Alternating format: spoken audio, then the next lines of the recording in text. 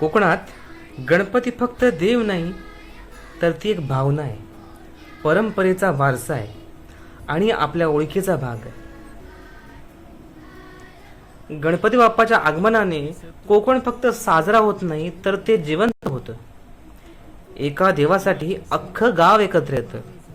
मातीच्या घरात, मनाच्या माळांमध्ये आणि श्रद्धेच्या गंधात.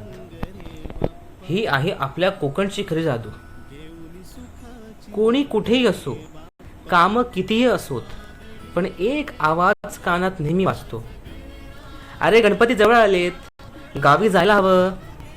आणि मग लाखो पाय वळतात ते कोकणाकडे. ही केवळ चळवळ नाहीये, तर ही आहे आपली अस्मिता. शहरात उत्सव असतो, पण कोकणात असतात ते संस्कार.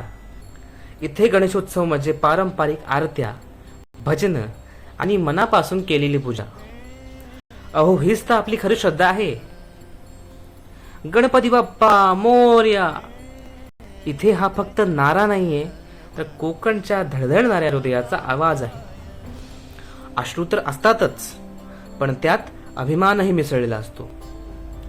ही केवळ परंपरा नाहीये, तर ही आहे आपली ओळख. ही आहे कोकणची अस्मिता. कोकणात गणपती बाप्पा म्हणजे फक्त देव नाही, तर इथे प्रत्येकाच्या घरातील एक सदस्य आहे.